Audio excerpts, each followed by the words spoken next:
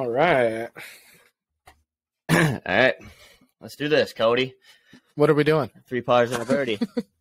That 3 pars and a birdie podcast. Caw-caw! Welcome back, ladies and gentlemen. Glad to have you here with us Oh, yeah. on another episode. We're fucking pumped. And, well, you know, it's October. Cody and I, we're doing this thing. It's called Sober October. I don't know if you guys have ever heard of it. Yep. It's pretty shitty. It's pretty It fucking is. shitty. So, with that being said, let's just cheers to this real quick. Let's cheers to the Canada Dry Blackberry Ginger Ale. Canada Dry. We don't have Trulies. We don't have Arnold Palmers. Nothing like that. Blackberry Ginger Ale. It's not sponsored by Canada Dry, but you know. Oh yeah, it is what it tastes is. delicious. And that's what we got to work with right Quenches your thirst, even Well, when you're sober. You know what? we got to. It's great, dude. Sober October is important, man. We beat ourselves up, bro. We fucking murked our bodies out over the summer with all the drinking and partying we did. Yeah, it's much needed. You know. Yeah, you got to get back to baseline. Yes.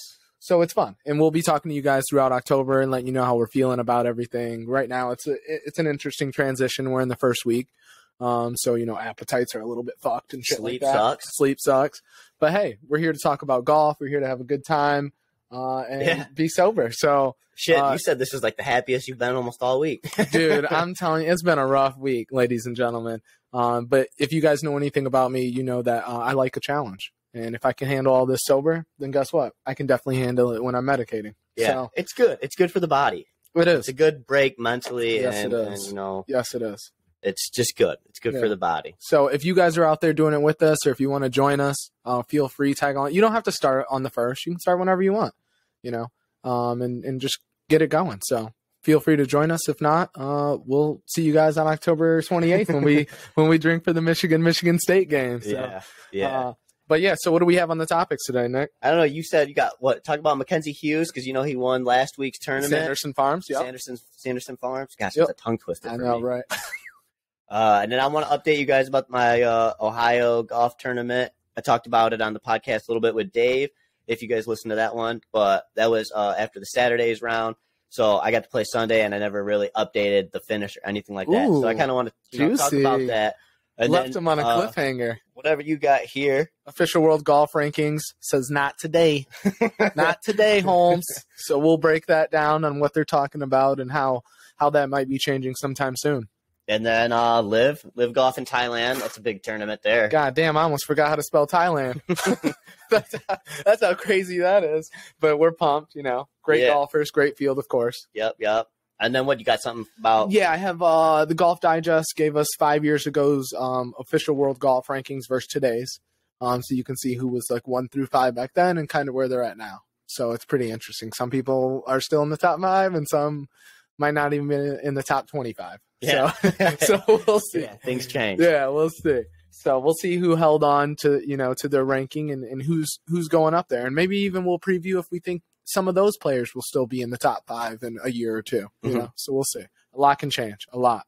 So, but yeah, to start off with Mackenzie Hughes, both of us didn't really get to watch the Sanderson Farms, right? Did you? No, not at all. Not at all. Me either. I think I watched Thursday, maybe a little.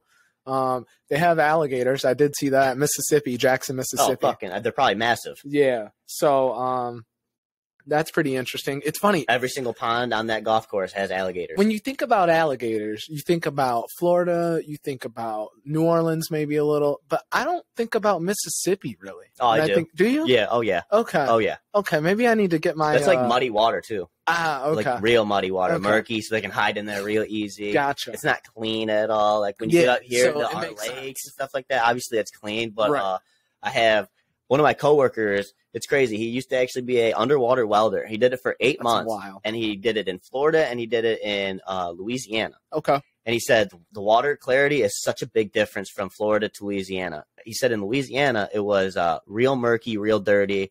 And actually, I take that back. In Louisiana, it was clean compared to Florida. He said Florida was dirty. Yeah. Which I would have thought it would have been totally completely opposite. Yeah. 100%.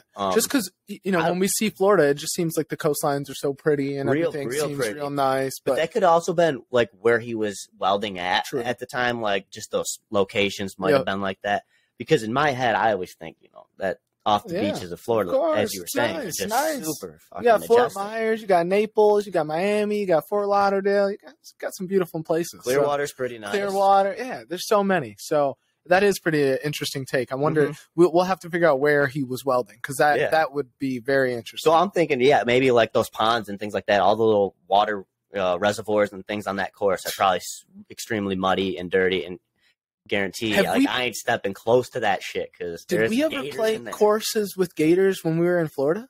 I couldn't remember. I think one had a sign. One of the courses might have said, "Watch out for gators." There was signs. Maybe. There were signs. Yeah, we didn't see any. We saw the batch of turtles at Twisted Oaks. Dude. There was like 1,000 turtles that came just swarming us, dude. Yeah, we walked right over to the edge, and there's like, hey, there's like 5 turtles here. And then there's like 500. Yeah, 500. They just came out of nowhere. Dude, they were popping up from the sand. They were the cutest little fucking baby turtles, bro. You could put them in your hand. They were so cool. So back on tangent. So the Sanderson Farms, like we said, we didn't really get to see much, but the field also wasn't the best, so it didn't really require us to watch it too often. This is what we talk about all the time. The field's not that good. Sorry, but football comes first, or chores might come first, or whatever it is. Practice at golf might come first. You know. But shout out to Mackenzie Hughes. That's his second win. How important is the second win as important as the first because it established you as an actual I'm here golfer? Because one could be a fluke, or do you think one is still just more important? Because I think they're almost about equal. Well, like one is obviously important because it gets your foot in the door, of course. But that second win, like you were saying, it secures it. It makes you. It makes people. It makes you a professional. It makes people see that you deserved it. You know, that first one, the one before that, in the first place. And then you can just add on top of that. The more that come on, the more that you keep adding, you look better, you look more consistent, you grow as a golfer, and then everybody can almost just see you progressing and just like you deserve it. Oh yeah, you deserve it. So getting over the hill, quote unquote, is that second win. Exactly. And that gets you over the hill, and then it's just what can you do from there. So I get that, and I agree with that statement. I think the second win, to me, is just as important as the first. I mean, some people might think the first is, obviously the greatest thing since sliced bread, and it is a wonderful feeling, I'm sure, for these guys. But that second one, as a fan at least, it secures that for me, where I'm like, okay, this guy's not fucking around. When Homa got his second one, I was like, okay, let me pay attention to Max Homa. It's not a fluke. He's not just a social media guy who got one win, which isn't a bad thing either. But now he's not just a social media golfer. He's a golfer who's on social media. Correct. You know what I mean? Mm-hmm. So it kind of changes that agenda for him, and I think it could do the same for Mackenzie Hughes if he, keeps the ball rolling. Do you know what did he shoot? Did he beat the competition out there by a lot? Was it just like a stroke? I have no idea. Okay, yeah. Actually, you know what? No, I do know. I think he won by like one stroke. I think he won in a playoff. Actually, he won it. Yes, he won in a playoff against Sepp Straka. Oh shit! Because D West messaged us. Shout out to D West. Had that bet going. Yeah. Shout out to D West. He put some money on Sepp, I think on Friday. Friday or Saturday. Pulled out early from it too and still won. Pretty good odds. I think he said he had 46-1 or 43-1. That's great for a guy who just fucking almost won, a month ago or something. So shout out to D West for that, winning some money. He pulled out and took the money and ran before Sepp lost, which is pretty cool. Take the money and run. Yeah, exactly. But it's cool, shout out to Mackenzie Hughes. Second win, big deal. We're rooting for you. Excited to see if keep piling them up now. Yep. Keep piling them up, man. Don't stop now. We're rooting for you. Just like Will Zalatoris, he's got his first one now. The season started to come to an end as he got that first one. So hopefully, as it starts to pick back up. Is he still injured? Yeah. I think he is still injured. That's why K Kiz got into the President's Cup. Is why. If Will didn't have an injured back, he was in there. Oh my God, I forgot about that. Was there anybody else that should have been in, or no? Was that the only one? I think he's the only one. Even Kevin Kisner said it himself. There's a little clip that's out on the internet.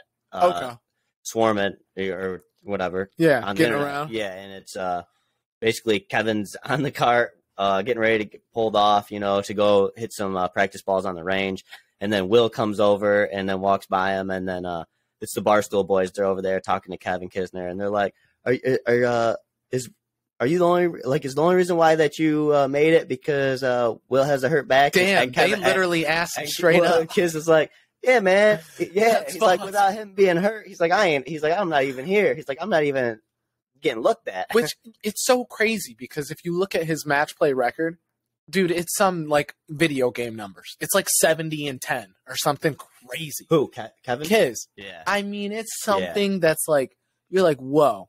Did somebody fudge those numbers on accident? Like, did you mean a 2 instead of a 7 for 70? It was something crazy. But shout out to Kiz. You deserve it. I mean, I know you don't deserve it because Will should have had that spot, but whatever, bro. You're a match play assassin. I think you deserve to be on there. And, you know, he showed it. He always does. Mm-hmm. Kiz is a dog. So, you know what I was thinking about recently? I listened to our podcast when I work out, just like you do. And I was listening to one, and we were going over wins for players and stuff. And I think Kiz has 4 wins. And I was thinking about it, and I'm like, bro, Scotty had 4 this year. Mm-hmm. How crazy is that?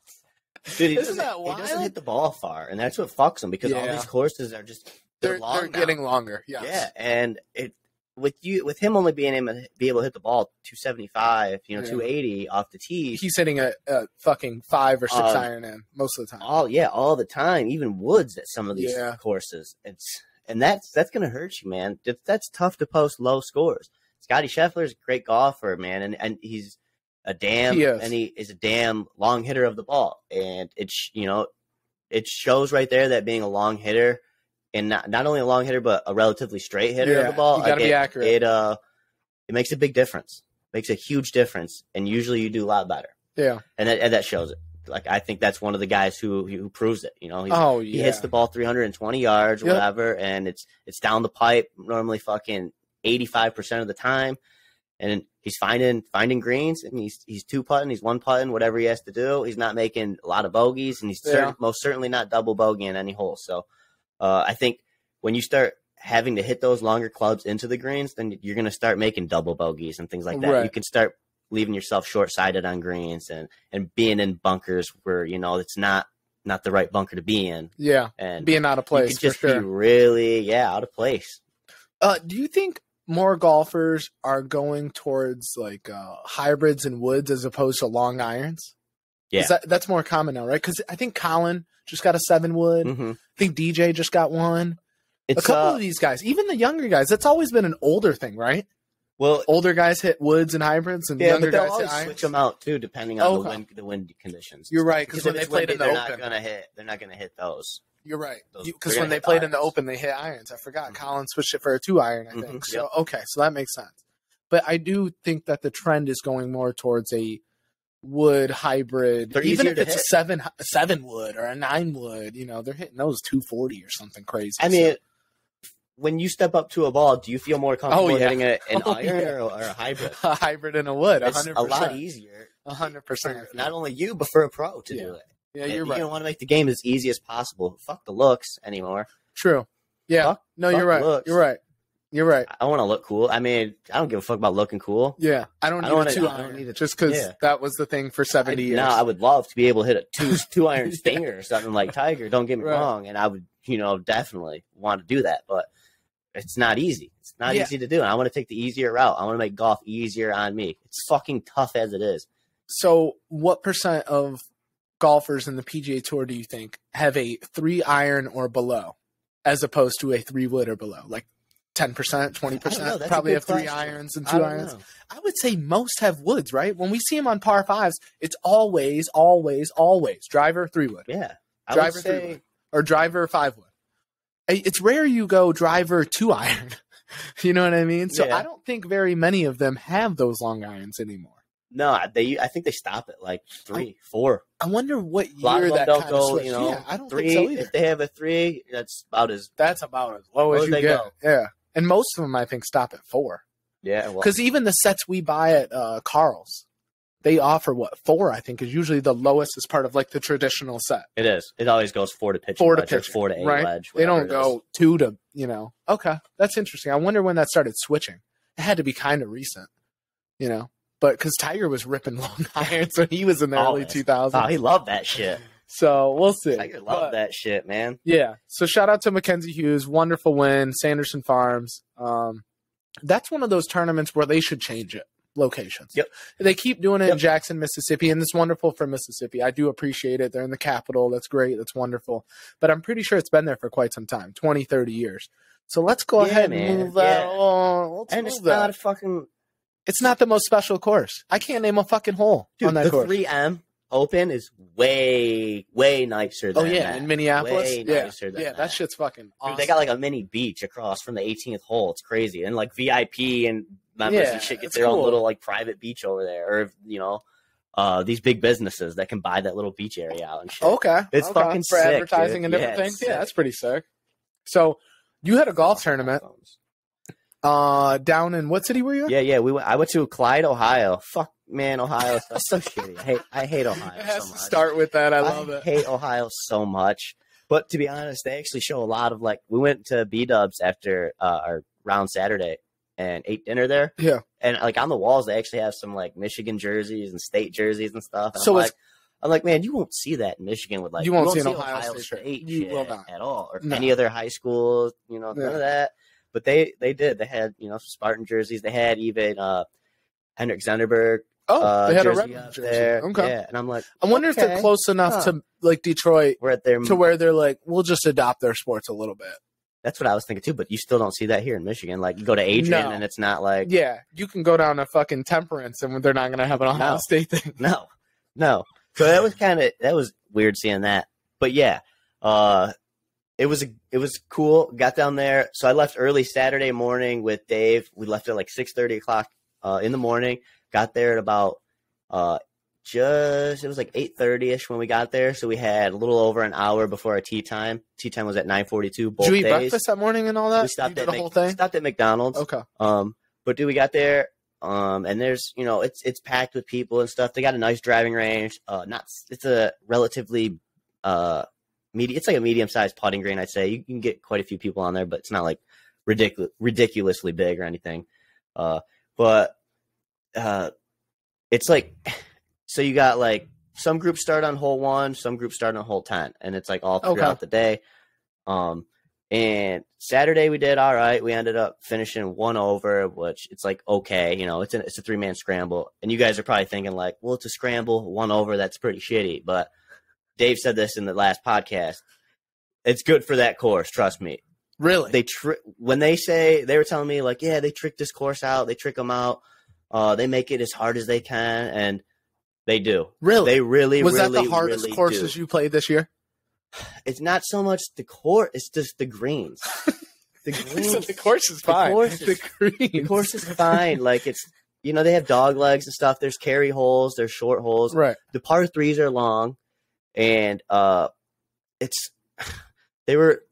first day they were like the greens were at a stimp 13.3 or 13.2, which is I think the highest I've ever played on this year. What do we usually play? Like 11 point something? I think at the Quest it was 11. Okay. And then like the Dream and the Nightmare get up to like 11.5. Sometimes it's a 12. And these are faster than those. I think Forest Dunes might be up there at like a 12 point something. So they were even faster than Forest Black Dunes. Lake wasn't that high? No. When you played that? Okay. No. Those aren't that fast. Gotcha. Those are plush greens. They rolled through too fast. Yeah. But anyways, those greens, man, yeah, they fuck you up, dude. What they do is they put the pins like right on slopes and stuff. Oh yeah, right on the fucking bank. Yeah, but it's like right on the edge of like the green and shit. Like they literally take a tape measure and they probably whatever's legal, like the 5 yards or whatever rule, they're within inches, like inches. I'm telling you, and it's like. Do you remember how you did it's on the almost first hole? Illegal. Like, I walked 2 of them off just because I was like, no way. Like on hole 18, I got up there and I was like, yeah, right. Are you fucking kidding me? It was over on the right side of the green, and just to the right of the pin, it dropped off like this, off the green to a bunker, and then behind it, it rolls down. It was like a turtleback. I'm like, this is so ridiculous. This is impossible. Somehow we got our ball to stop, and then we fucking managed to make the putt afterwards, which is crazy. And then there was another hole. There was a par 3. There was, all in all, 6 Michigan groups that went down to Ohio. Some groups come from Michigan. Some come from Indiana. Yeah. And It's a mix of people, all that. But like the Michigan groups, that's where like the money's made. So like all those Michigan groups that come down there, it's all like big betting. So they have lowest front nine, lowest back nine, lowest team total, and then lowest tournament round at the end. So how much did it cost in total just to play before you started making money? Just to play the tournament is $125. And that includes all the betting? And then you pay $20 when you get there for skins. So Saturday, $145. $145 for just Saturday. For the whole weekend. Oh, for the whole weekend. The whole weekend. Oh, okay, that's not bad. The whole weekend. To include all gambling. That's not bad. Yep. Yeah, yep. That ain't no, shit. Not bad at all. Not bad at all. Dude, it was. Well, what was hole one like?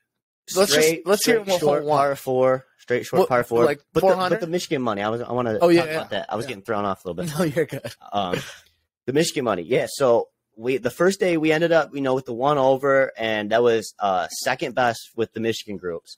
The other one was beating us. They were even, I believe. Oh, they were beating us by like one stroke, whatever. We ended up taking lowest front nine though the first day, so we each won $50 that day, which was cool. Then Sunday round came, and we fucking went ham. We just put in the work. I mean, it was a collective team effort. Dave would hit good shots. I would hit good shots. Ward would hit good shots.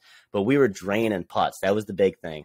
I made a long eagle on 16, which was a skin hole, which collected us $820 just for one hole. So we split that up. We each get like about $280. We got a little extra. We got $280. And then we ended up beating all the Michigan groups out. So we took all the Michigan groups' money. So we each I made over $1,000 this weekend. That's crazy. Which is completely insane. Like tax-free, bro. Hey, this guy's a pro golfer, bro. This guy's a pro golfer. You better hope the fucking government's not hearing you. They're going to take some of that. It was great, dude. And that was, so we won a skin hole from the tournament. And then, the Michigan, we won out of all the Michigan groups. So that was cool. Did you have a favorite course of the two? The best part about it was, this is my first year. Dave, the other guy in the group, there was his third year. And then Ward, he's like the seasoned vet. It was his like 22nd year doing it. Holy But out of all this, like Dave's never came close, never won in any of the Michigan group money. He's always paying money in. And I don't ever think Ward's ever won out of the Michigan groups. And so it was cool that they brought me in and I was able to help out enough for them to like achieve like a victory, right? Yeah, out of everyone. And I think, they were pretty happy. They were stoked. And as you should be, right? You win a fucking $1,000. What are you going to be mad about? So it was really cool. I felt like I helped out a lot, and we got done. And they're like, you're going to be in this next year, right? You're like in it now. You can't back out. No. So I was like, yeah, I'm down for it. That's both courses though, about they were like 20 minutes apart from each other or from the hotel. I stayed at like a Red Roof Inn or some shit. Yeah, something easy. It was so stupid. Worst shower ever. Really? So bad. No pressure? The floor was going to come out from underneath me. It was just floating. I was like, what the fuck is this? This is ridiculous. Like squishy and shit. Now that you know that you won $1,000, you can book yourself a nicer room. Didn't even have a hot tub. I wanted to fucking sit in a hot tub. Couldn't even do that. They have a pool. Who knows if it's heated? It's probably cold as fuck. Yeah. It's like a polar plunge. And then, but yeah, so both courses I'd say are relatively same. The greens were the same, a little bit faster on Sunday, which is still stupid. They're fucking fast on Saturday, so why do you even have to speed them up and ramp them up, make them harder on Sunday? Pin placements were just as hard on Sunday. I'd say Sunday's course was even a little bit longer than Saturday. And what's another interesting part about this is the tee boxes. We play from the tips already, but what they do is they cut another section out behind the tee box and make it even longer. So they made like some of the holes you got the normal tee boxes and then even a couple yards behind that. Some of them were over to the left. Some of them were over to the right. They mowed out new areas to set the tees in just for this tournament this week. Does that mean the tee boxes were in great shape? They were in good shape. Because you would hope if they made new ones that they would be in good shape. Yeah, but like the grass was, I mean, like a lot of them were still fresh because they cut it down fresh, and it's like, okay, like you still got to seed it and stuff if you're going to do that. Yep. So it was still a little patchy in some areas, but it was good. It was, what I noticed was there wasn't any like really uneven tee boxes, like they were all pretty level. They didn't make you fucking lean into a tee shot. You're hitting up or you're hitting down. Right. Fuck. So that was really nice that they fucking at least took that into consideration. Right. That's so important. That's so important. Yeah, man. It really is. Yeah. Dude, give me fast greens, but fucking give me a flat tee box, bro. I swear. Yeah. Come on. If I'm starting on a bad tee box, it just goes downhill fast. Exactly. It goes downhill fast. And I think Woostikit, that second golf course is what we played. That was the second day. That was Sunday. That one, I think, was, in my opinion, it was a little bit cooler. It was a little bit nicer.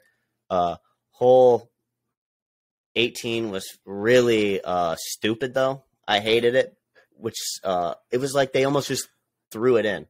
It's like they made 17 holes and were like, "Fuck, dude, we need another one. Like, how are we gonna fit this one in here?" It's a relatively short hole too. It's like a par 4, great. But it doglegs left over this fucking hill. The hill's cutting you off like this. You have to go over it, but you get like a 30-yard wide fairway, and then there's a creek right through the middle, and then you can go over the other side of the creek, and it's like another 20 yards, and then you got trees and shit on the other side. So where do you have to hit the ball? You basically have to hit a 215-yard shot, 220-yard shot, but if you do that, then you're left with like a 180-yard shot going into the green, which kind of fucks you. Really? So the creek, it's like literally right in the middle of the fucking fairway, and then it comes in before the green too. So the creek is after the dogleg? It goes dogleg, then creek? Yeah, like basically as it's turning, the dogleg, the creek's like starts. It starts way over here, the creek, and then it runs in. Okay. Gotcha. Like I said, they had to like fit the hole around this. Like, so did you hit over the creek? Or before? Ward hit a great shot. An absolutely perfect shot. The group we were playing with, shout them out. They were cool guys. They were all from Ohio and stuff like that. You play with the same group both days, and you have the same tee time both days. So that's cool. Super cool guys. But we all watched Ward tees off first, hits a good ball, hits the side of the hill, runs down, bounces 2 or 3 times, and then we're like, okay, it looks like it just barely trickled into the rough. Yep. Then me and Dave hit. We tried to cut the corner. I drew mine way left, so I'm up on like the top of the hill. And Dave basically did the same thing. Well, we go try looking for Ward's ball. Can't find it. Nowhere to be found. Nowhere in sight. We're looking for literally, I mean, we went way past the clock. We were violated. We would have been kicked, if this was the tour. They would have been like, yeah, you had enough time. This is a drop, But anyway, we were looking for it. Couldn't find it. Luckily, I found Dave's ball on the side of the fucking hill, buried. And I'm like, Dave, this is your ball? He's like, yep. I'm like, all right. So we fucking had to play Dave's ball. We're about 155 yards, somewhere in there, 150 yards out from the green. 8-iron? Literally on the side of the green, though. And Ward went first, hooks it right into the tree. Fuck. I go next. Do the same fucking thing. Like, I almost fell forward down the hill. It was that steep. God damn. Putting the pressure on Dave for this shot. Thank God Dave pulls one out of his ass. Doesn't hit the green. It's on the fringe, but we ended up 2-putting from there and saving par. But it's just like, it's the dumbest hole to end with. Like, it's almost, how does karting go with 3 people? So Dave and I had a cart. Okay. Ward had his own, and then so the third person gets their own cart for every group. Yep. Damn, I thought they were going to force you to ride with the third person of the other group since you're already together. Nope, they don't make you do that. Okay. Well, that's cool then. It's cool. It's music cool. and everything like normal. We didn't do any music because it's funny. Dave asked the guy on Saturday. Saturday was cool though. We started with a hot birdie start. Hey. Ward's drive, Dave's second shot, and I make the putt. Hey, so a little bit of all 3. That was cool. But yeah, we get to it was hole 2. It's a crazy dogleg left. I cut the corner. We take my shot. As soon as we get up to my ball, Dave's like, I'm going to ask them if they're allowed, if they want music or if they care, whatnot. So Dave goes over there and asks them, and he comes back. He goes, yeah, they don't really sound like they're for the music or anything. That's he fine. said the one guy kind of listens to him with the headphones in normally when he plays. Oh, nice. And okay. he said the other guys aren't really, I guess, for it. How old were they? You got a dad who was like 60. He's probably in his 60s. Okay. And then like his son, which was probably like low 40s, maybe. Gotcha. Younger 40s. Yep. And then the other guy was probably like younger 40s, upper 30s. Okay. I think they were friends, so probably around the same age group. I'd say 40. Okay. And they're pretty good? You got to see them hit? Yeah. They're pretty good. Nice. Fuck you. Dick and Adam and Scott. So I was just, it was funny. Dave and I, we were like, who's Adam and who's Scott? I was like, I don't know. We'll just call him Adam Scott. Whoever answers. Oh, that's hilarious. But yeah, they were cool. They were cool. Okay. So yeah. Did you smoke? No Drink? music. I drank. We didn't. No smoke? I hit a doobie like once or twice. Okay. But nothing crazy. Okay. Got to stay in. Yeah, I tried to take video for you guys too, but it's just, I was trying to stay on my game. Yeah, that's more important. We were like in the mix, you know. After the first day, the leaders were like 5 under, and even though we were 1 over, we still were like, dude, they can fall apart, you know, on Sunday. So I took a couple video, you know, little shot swings on Saturday, and Sunday I didn't really take shit. So I'm gonna try and throw a little video together. It's just gonna be like a 4-minute video of just not much. Okay. And how long did it take you into the first tournament until you were comfortable with like everything? Like, I'm in Ohio, I'm golfing in a 3-man scramble. I was comfortable from the start. You were comfortable from the start. Yeah. Okay. Because I know that's not a common thing for you. My group made it easy on me. Good. That's all. And you know what? Probably golfing in a league with them every fucking week helps. Yeah.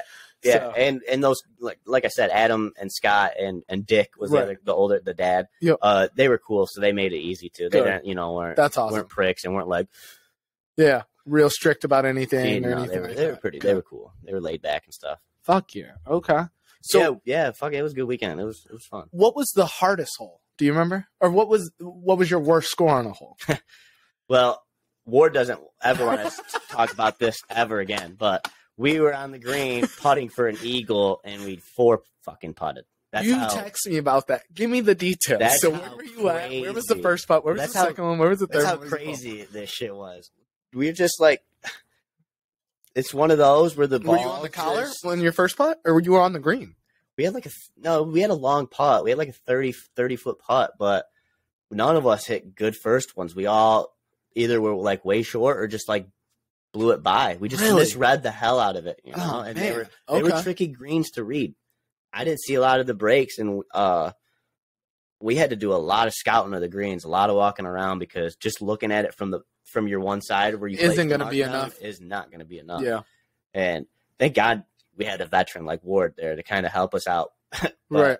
Even Dave was better at reading the greens than Ward was. Oh, really? Yeah, and Ward was even asking Dave, like, where are we putting this? Where's the mark? Where do you want to go? But we were on the green. 35 feet, first putt, and where'd you go? Like 15 feet, 20 feet? Pretty sure we were like 12, 15 feet. Yeah, on the next one. Okay. Then we come back and put it about, maybe like 5 feet. Past or short? Past. You didn't leave it short? No. Yeah. And then all we had to do was make, a little 5 foot, but it was a slider. It was like a fucking slider, and we just couldn't hit it. We just could not hit it. Yeah. Ward hit the fucking... He lipped. Ward lipped. I lipped. Dave fucking kissed the cup, and it's like, fuck, man. Yeah, one of those. So that was the hardest hole. Yeah, toughest. It was rough. Thank God we didn't fucking go like 2 overboard there, because it could have got ugly. Did you have any holes where you had to take a drop, or were you always in play between one of the three of you? Always in play. That's key. Always in play. Never took a drop. How many times though where I was about to say when the third, and we had to fucking pull something out of our rear end. I was about to say, how many times did the third person have to save? Like a couple? Dave, quite a bit. Really? Did you rotate? No, we stuck with Dave. After the first day, we were superstitious as hell. Played with the same ball mark, my ball mark. We made sure we ate like the same breakfast and everything. Yeah, we were not fucking around. Same order. Talked about that, bro. Superstition, man. We're athletes. Sunday, Ward had this chocolate chip muffin, and he comes over to Dave and I, and he goes, "Well, this is a chocolate chip muffin." He's like, "Yesterday I ate a banana one or whatever." He said. Banana nut. Nut. He goes, "Should I eat it or throw it out?" And Dave and I looked at each other, like, "Throw it out." I don't know. And Ward's like, tossed it. It's like, we're getting rid of it. Fuck yeah. So we got Ward even on the superstition train. I'm telling you, man, it's important. Karma, superstition. When you believe in it, sometimes it works. Yeah. There was a par 3 there on the second day that was just absolutely ferocious too. One of the Michigan groups was like putting for a par from like 3 feet behind the hole, but it was like going downhill. Yep. They ended up double bogeying it. Like what? Had like literally a 2 or 3 foot putt. All they had to do was tap it, and it just kept going. It's one of those. the group I played with, they played their putt up behind the hole and had it come and just fall back down. Yeah. Like you're playing a fucking absolutely insane. I'm like, bro, you putt course. I'm like, Adam, you just put backspin on your putt. Do you see this? Like, I've never ever had to play this putt. Yeah, it was absolutely. And we, thank God, made par on that. Really? Yeah, we were putting on the fringe for. Dave had a good iron shot there. Did you stick most par threes? No. Between the three of you? No, there was. You parred a lot of them. So let me get to remind me about the par three after I'm talking about this one. Okay. Right? I will forget. We were putting for birdie on the fringe, about 10, 11 feet uphill, left to right, huge left to right. Ward goes first, barely hits it, goes like this, all the way over here. Now we have a way farther putt than where we just started. And when I go next, I basically follow suit. I hit it a little bit harder, but then it does the same thing. Goes up and then comes right back down. Even farther than Ward's now. And I'm like, great. Dave, just somehow get this up there and just, I don't know, like let it stop somehow. Right.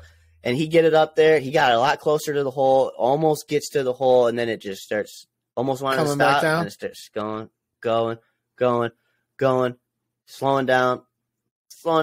Finally, it stopped, and Ward fucking marked it real quick. He's like, all right, it stopped. So from there, we have about 7 foot, maybe just inside 7 feet to make a fucking par. And we heard about what the other Michigan group did earlier, because at the turn is when they told us that they double bogeyed that hole. And they told us, like, hey, when you get to that hole, watch it. So we knew, especially after seeing what we just did on that first putt, we knew they weren't fucking around. Right. And we were like, all right. We cannot. And it was straight uphill at that point? Basically straight up. Straight up. Okay. I was like, I'm not giving the whole way. I'm hammering this bitch in. Left the pin in or no? You took it out? No. Okay. Took it out. Well, Ward misses. I didn't hammer it in. I missed. Dave fucking made it. Dave made it. Man. Good.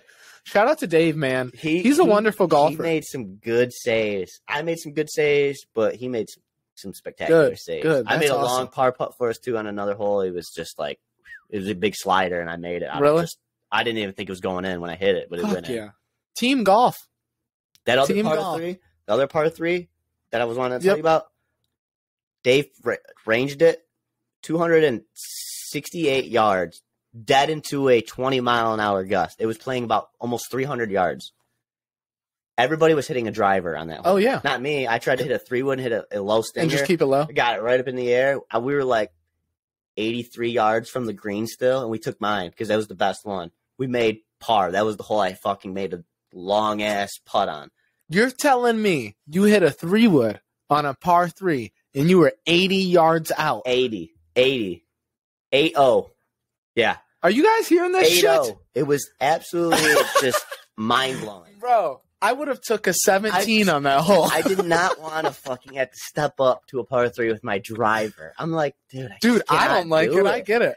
And in my head, I'm thinking like, I can hit my 3-wood as far as my driver, and I might be able to just hit this a little bit lower if I place it right. And I just got it way too high up in the air. It started off good. It was right on track, but we had to chip over a bunker, and we took my chip. So that hole was all me. We took my 3-wood, we took my chip shot, and then we take my putt. Got us out there with a par. Phew. It could have been disastrous.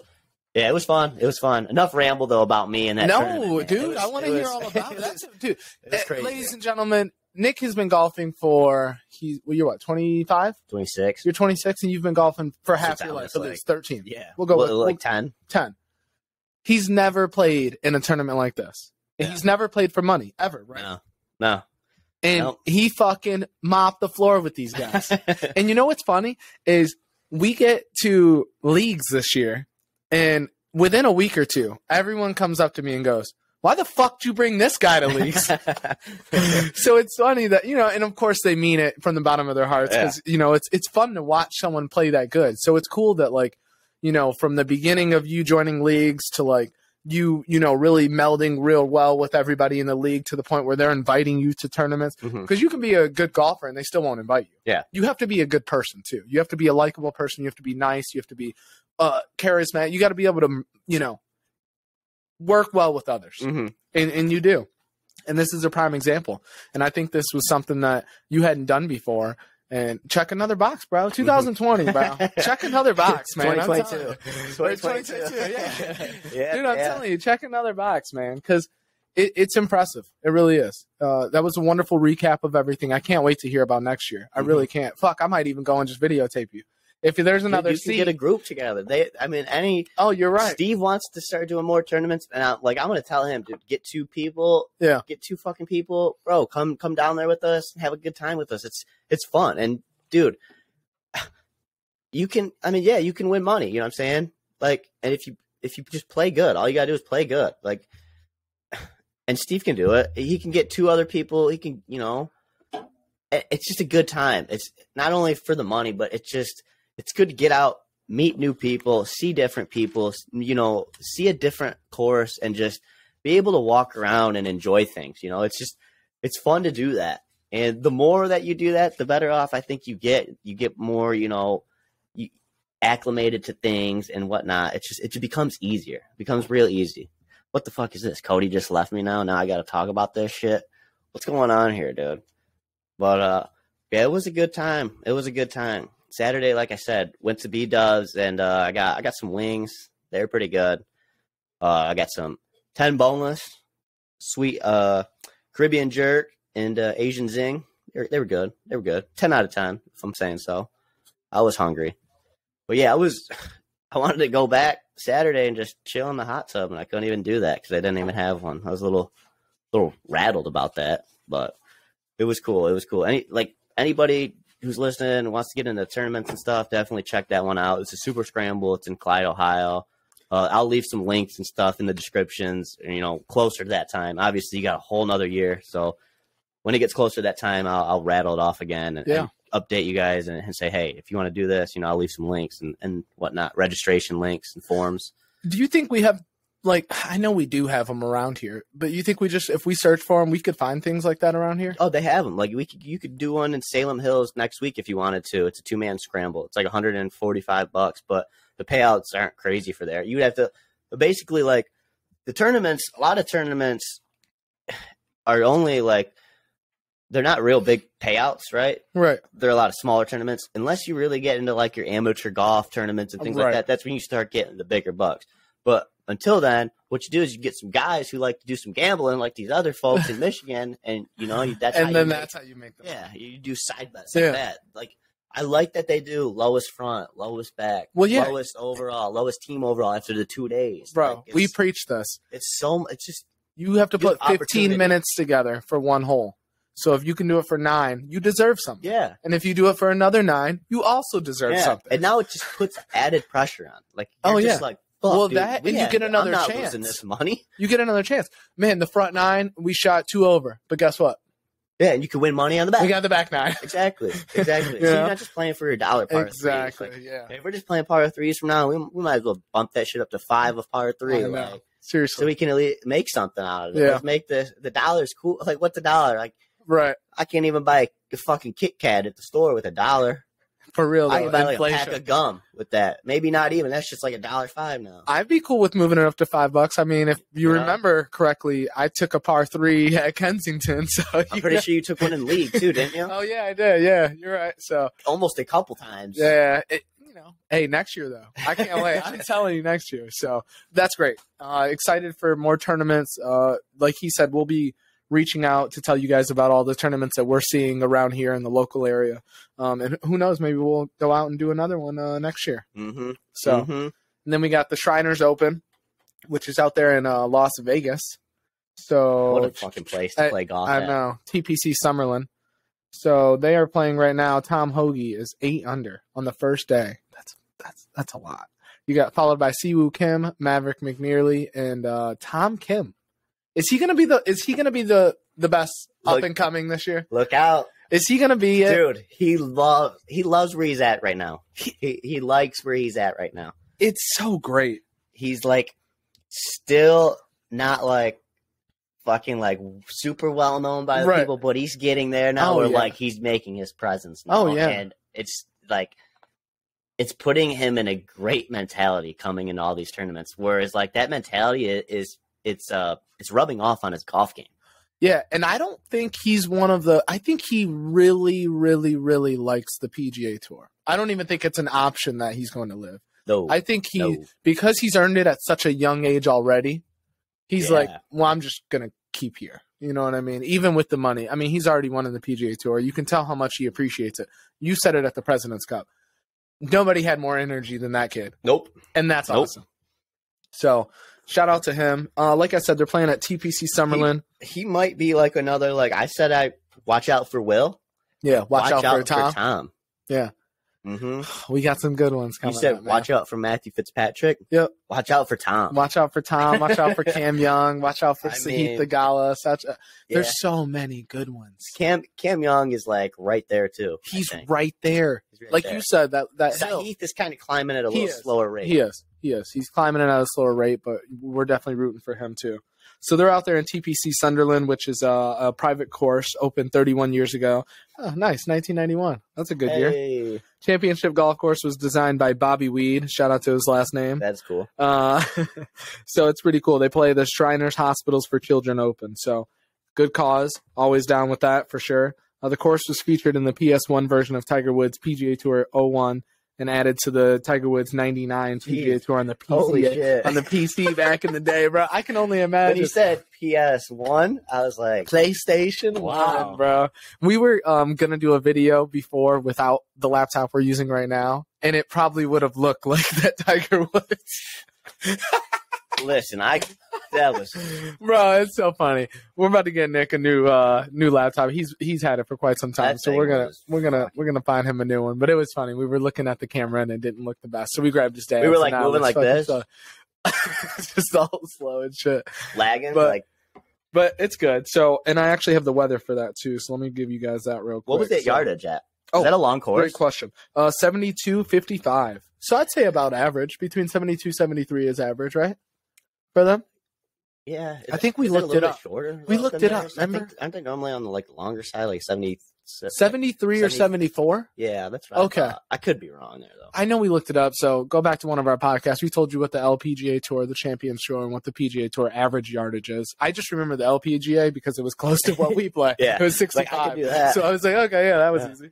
The course rating is a 74.4, and the slope rating is 137. Let's see. Total holes 18. Yeah, that's about it. Nothing too crazy. So shout out to them getting to play in fucking Las Vegas. You think they're getting rowdy every night, or you think they're gonna wait till Sunday night and then get rowdy? Sunday night. Okay. They usually take it easy during the week. Yeah, I would assume they usually like to try and get some good food during the week. Did John Daly get lit during the week?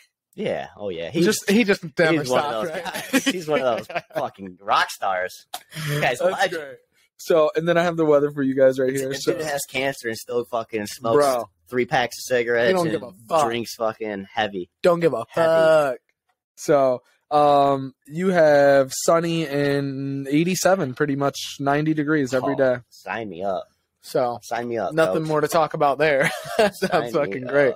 So we'll see. It has a pretty good field. I saw Sungjae M was on there. I think there was McNeely. Maverick McNeely. There was some. He's all right too. He's a pretty good golfer. Oh yeah, he does good at these early tournaments. Yes, he does. Always. Yes, he does. He starts hot. It's like early tournaments, and then like a little bit later in the year, he kind of shows up too. Like the middle of the season, I don't know what happens to him. Well, that's right when you get into like the Masters players. Like maybe it's overwhelming. Yeah, or like the courses. Maybe it's like the type of grass that like. Because you know how they move all over. They kind of start like at like Cali and then Hawaii and start working their way. Maybe it's like the types of grasses that he prefers. Like those courses in the middle might have like a Bermuda or something that he just doesn't like. Do you? I think Homa now has. I'm pretty sure he has 3 wins in the state of California, and if I remember correctly, I think Phil has the most at 13.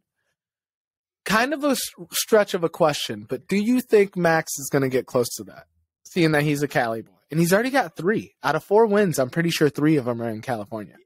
He has Genesis, the one in Napa, and he defended it. Yeah. So that's the 3. Is Riviera over there too? Riviera. Yep, that's the Genesis. That's what he won. Yep, right, that's what he won. Right.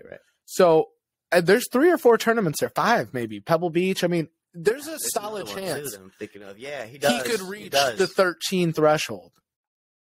He plays better on that. on that grass. It's so crazy to see a player who can dominate in like one area, like, geographically one area. So it's pretty, because Justin Thomas doesn't just win all Florida tournaments or something crazy, So we'll see how he does. But that's something that a pro has to work on too.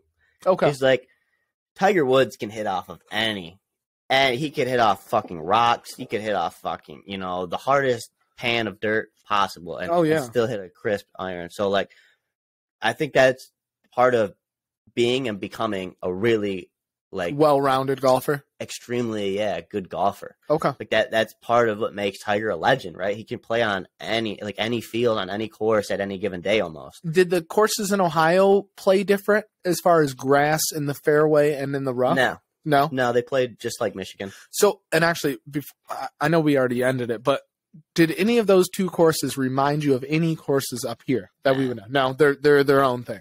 Yeah. Okay, gotcha. Maybe the first. No. Okay. I was just wondering, because sometimes we go to courses and I swear some of them look like, man, that's the cousin course of that one for sure. Yeah. But in like some of them, you're like, and stuff, you're right, like Pineview and Green Oaks. You're like, okay, this looks like what's the one up north? Cedar Valley. Cedar Valley. This looks like 2.0 of Pineview. So sometimes you get kind of mimic courses like that, but these weren't that. Okay. No. Gotcha. No. A lot of water? No.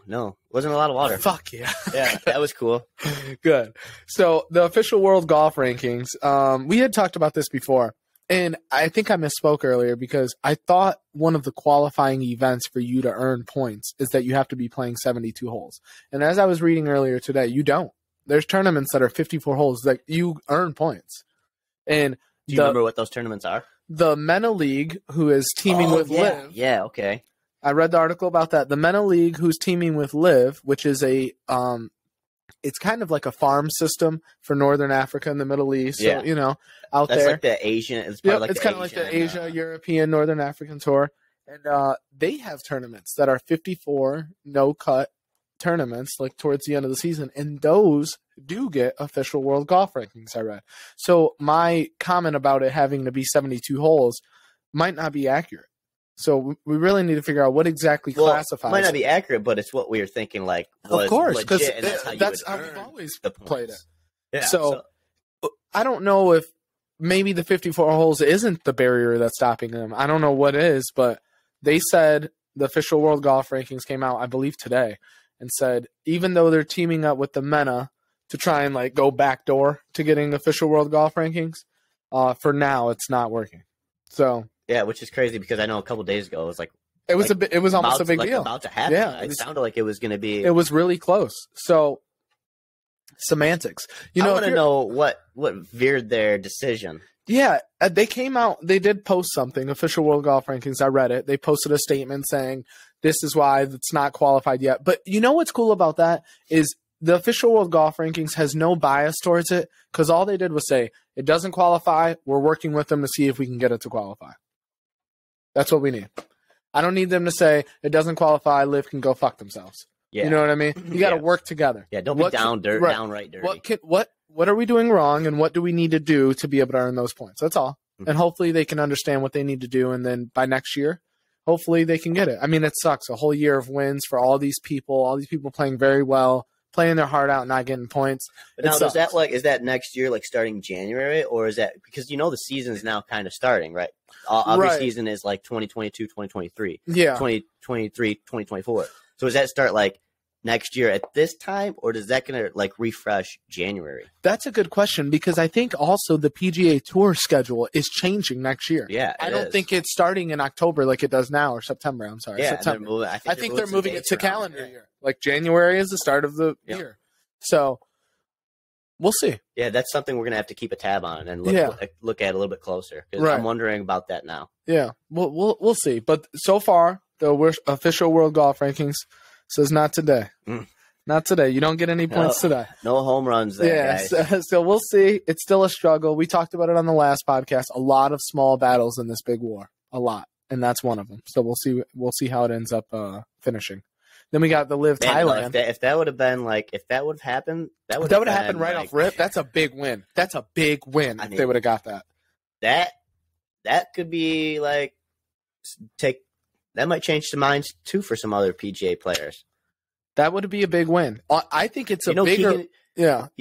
Keegan Bradley actually said, like what's keeping him from doing it almost is what it sounds like is like the majors, obviously, but like almost just like the nostalgia and like how much like the trophies mean now and like what they are and what they've like past winners. Like, oh yeah, okay, you want to have that trophy, you want to win that trophy that Jack won or that that Tiger won, so and so won. Definitely. So that's like really what's keeping him, from going. Well, the thing about it is you qualify for majors based on your official world golf rankings. Yeah.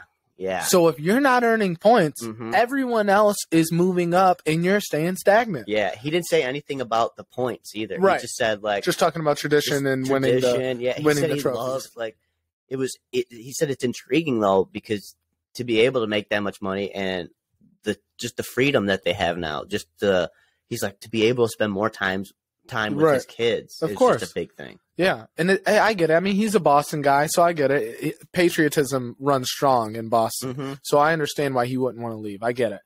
But I don't know, man. We'll see. But they have LIV Thailand coming up, and I think it's in like Bangkok or somewhere out there. Bangkok, it is. It is. And I can't wait to watch, bro. Next week. I mean, it might sound stupid, but I don't even know what to expect from a course that's not in the United States. It might sound kind of crazy, but I mean that. Like, are they going to bring some wild shit to this course? I don't know. We'll see. Maybe Thailand course, bro. Come on. I didn't remember like one of those President Cups or whatever Ryder Cups that was over there in Europe the one year. I remember seeing like bridges and shit though. See, and stuff. So maybe that's what I'm saying. Like, are we going to see a waterfall or something crazy? Like, fucking cool bridges and like I don't know. I don't know. We'll see. But we got LIV Thailand this weekend. We got the Shriners. We got college football. We got so much coming up. It's great. Fall's the best. I swear. Yeah. And then last but not least, I got the 5 years ago rankings. Let's see what we got here for our peeps. Are we gonna golf again this year? You think? Dude, we could have did it today almost, bro. It was so nice. And yesterday, we just had the most beautiful days here in Michigan the last 2 days, man. It's been 75 and sunny with like hardly any wind. It's just like it's been great. We needed to be out. And tomorrow, we needed to be out there golfing. It's gonna go down to the high is 55. Next week, though, we do have a couple days that are like nice. A 70 degree day or something. Maybe we try and twilight, dude. We'll see. Yeah, get a couple holes. Yeah, get a couple holes on. Couple swings, bro. So we got maybe a video. Just play a couple holes. I need to get back out and swing. Just strictly go out there to take video, and we'll do straight up tee to green. But honestly, when I was listening to one of our recent podcasts, we went to Fellows and just chipped and putted. I don't remember it, but we had talked about it. That was during COVID. That's when it was. Okay. You remember we walked over there with some clubs? With a couple clubs. You're right. Okay, now that's making sense. Because we rode his car over and yelled at some guy, I think. We could do something like that again. I wouldn't mind.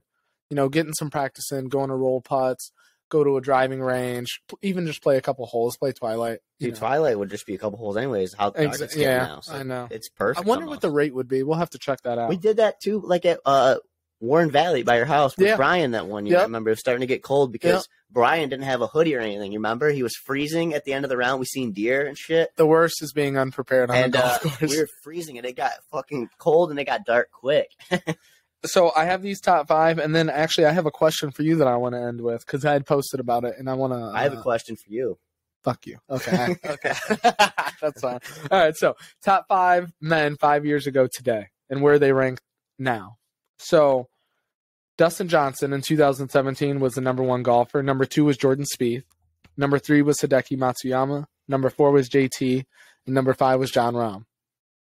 And now, DJ. Well, you already knew that one was coming. DJ, unfortunately, I mean, see our last 5 minutes, official world golf rankings, he's 23. Just one. So what would he be? That's so if they counted that win. Dude. What do you think? Like 12, 10? Yeah, he'd probably be out there. Right? A win will shoot you up. Why do you not like? So, yeah. What? He's 23rd. Then you got Spieth, who is 2nd and now is 13th. Does he go up or down this year? Does he finish the season at 13 or higher or lower?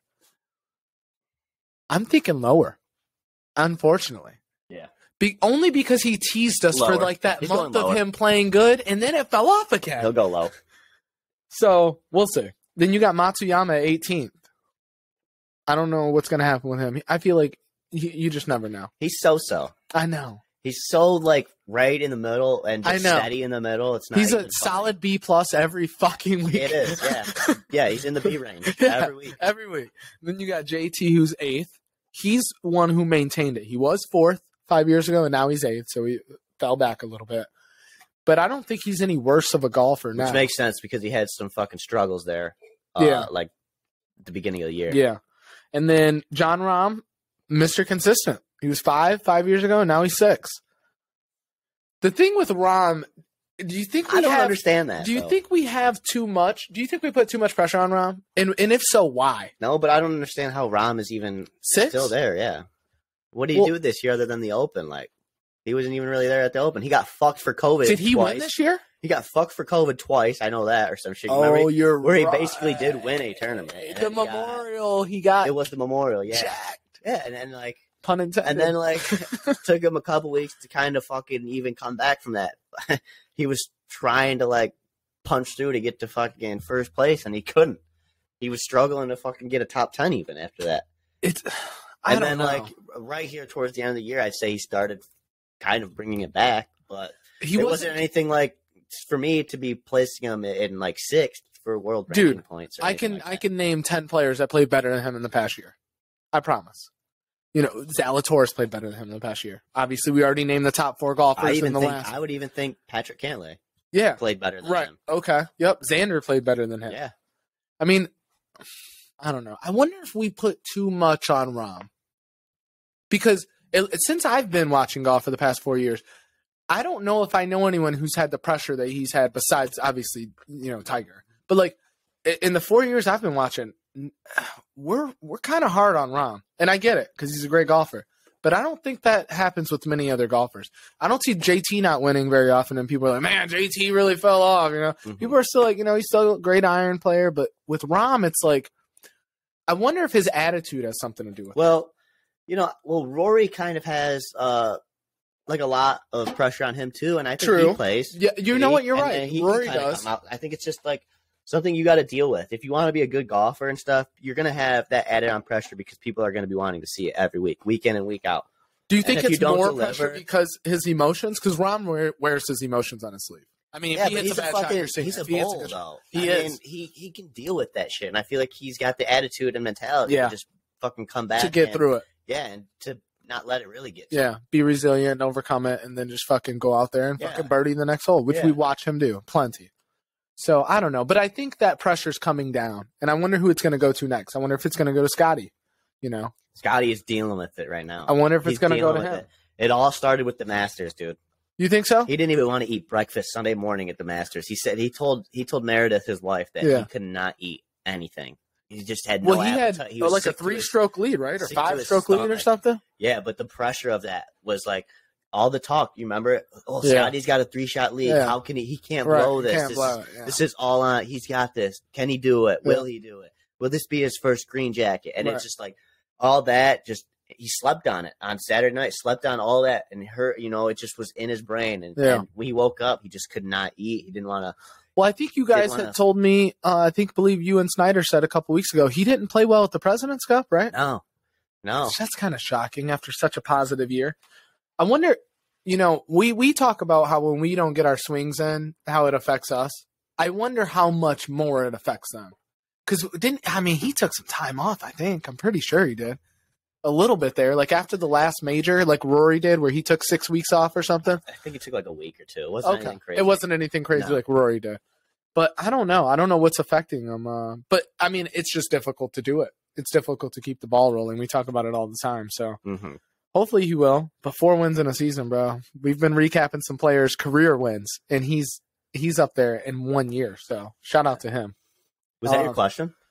No, actually, my question was that was a great question. My question was, I think Golf Digest posted a couple days ago. It said, "What's your favorite thing about golf?"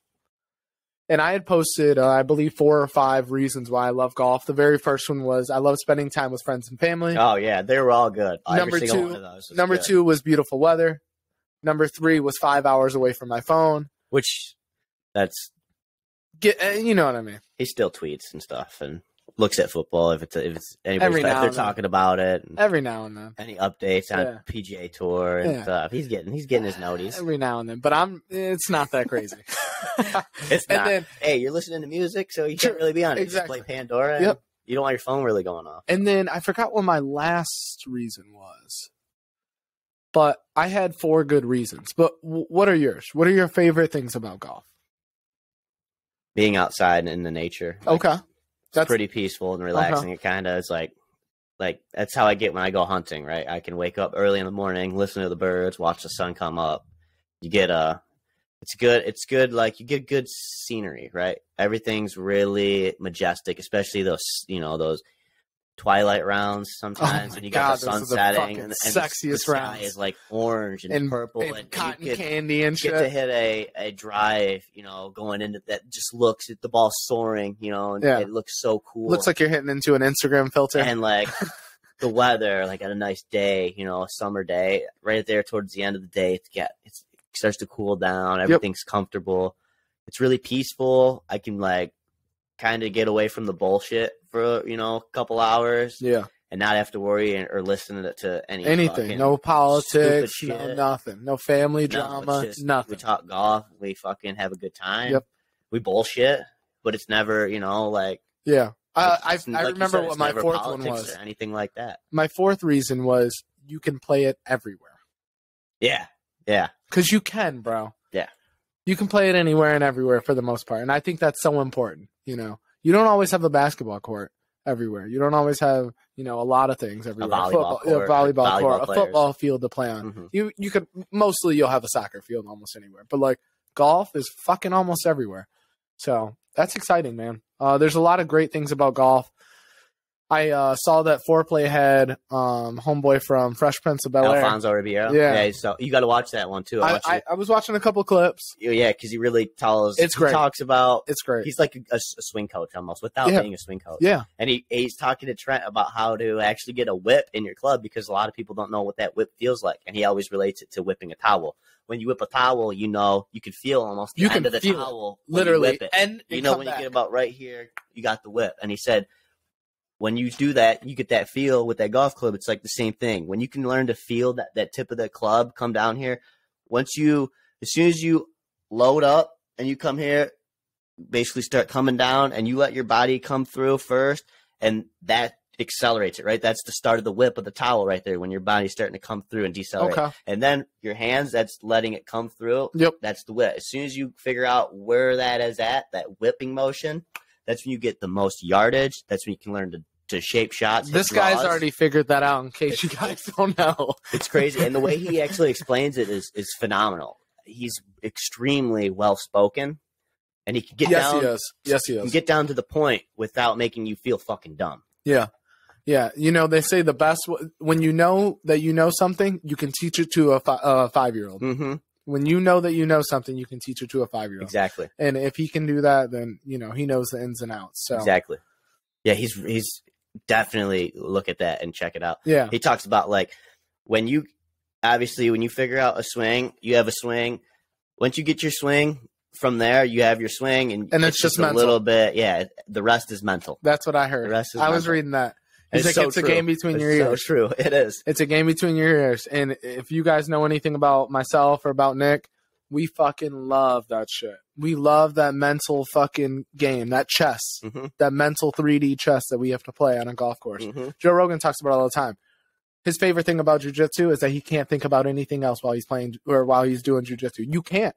You will get hurt. And you can't think about anything else when you're doing a golf swing. We talk about it all the time. You can't. If you do, you're hitting some terrible golf shots. If you do, it's not going to work.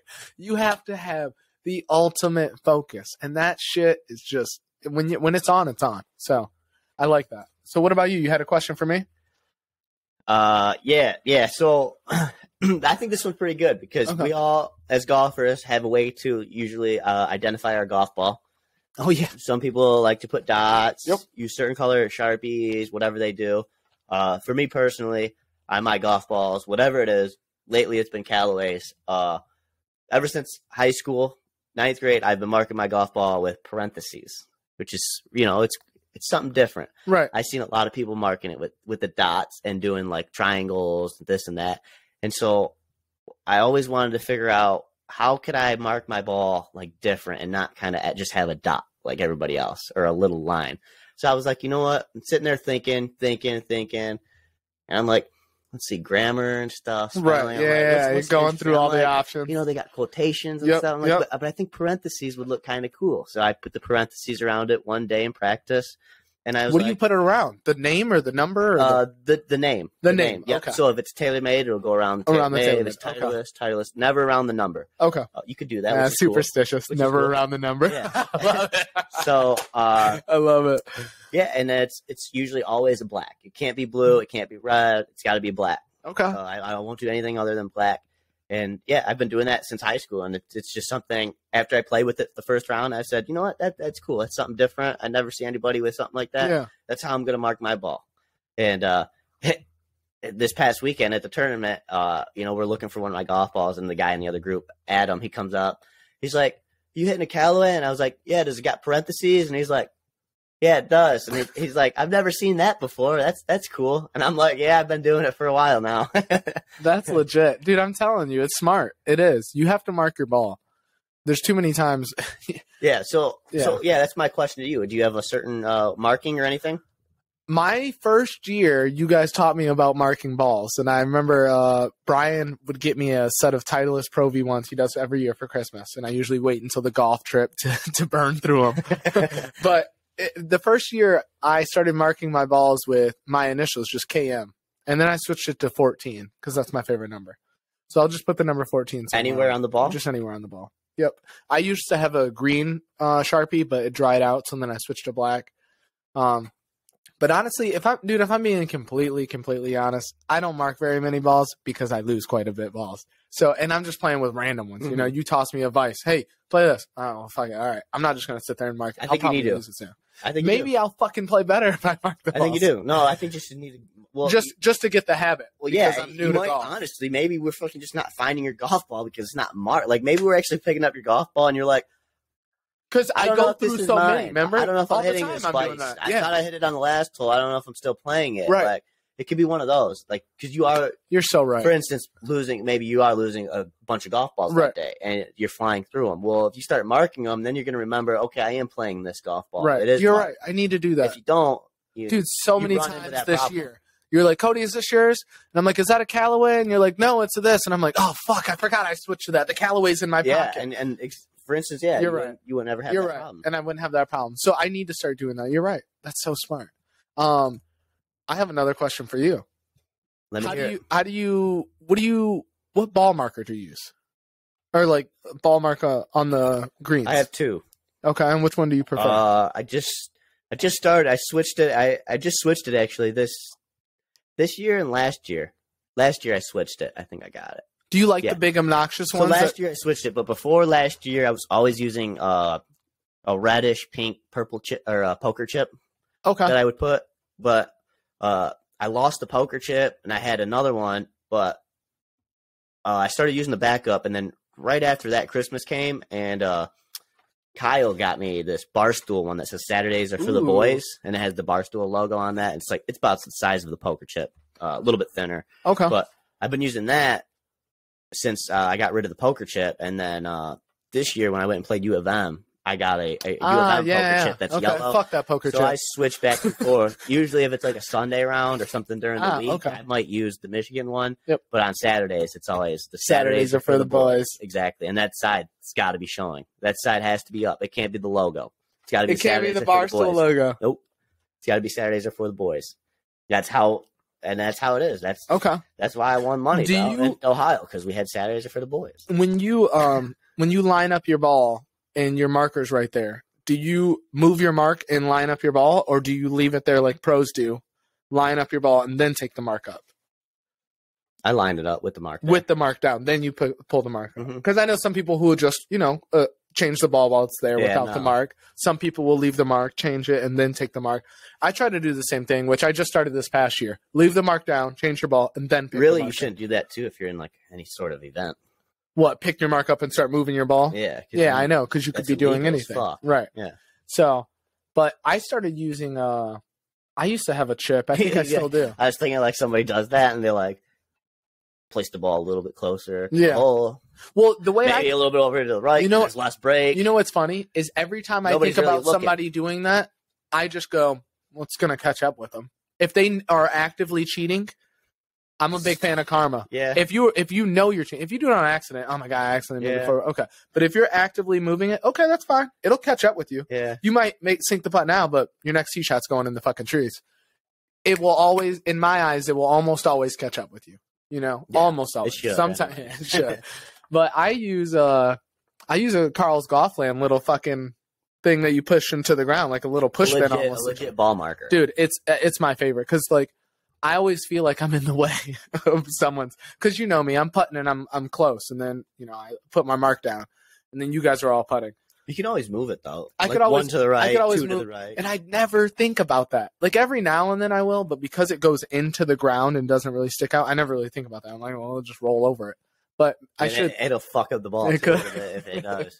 It'll veer it. It will. It could for sure. So, and you use what tees? Do you use just white plastic tees like normal? Do you use the breakables? Ever since Michigan, unbreakable plastic. Michigan plastic. I broke one in Ohio, and I was like, of course you did. I'm down to one. I have one remaining until I play that course again. Okay. And then it'll just be wooden tees. Wooden tees? Yeah. That's your go-to. Gotcha. I don't like the white ones. They leave any colored tees, if you notice, when you're hitting with them, if you look, if you actually hit the ball how you should and you hit that tee how you should, it leaves a fucking mark, a colored mark on the bottom of your club. Because you slide it across the top and it scrapes it, and if you hit that paint, it like it paints the fucking a mark on your club. Okay. I don't like this guy. That. He's so fucking good at golf. He knows the ins and outs. That shit's awesome. So, okay. Well, I think that's I think we're good. I asked you enough questions in this interview. I'm sure you want to end it. I know, right? Man, we gotta go and do anything after this, dude. Yeah, not at all. Not fucking drinking. We got some golf to watch. You got Jersey Shore coming up. I'm going to Toronto this weekend. Jersey. I was going to golf in Canada, and I fucking checked the weather, bro. High's 56. Nah, I'm good. I'll golf in Canada next year when it's warm.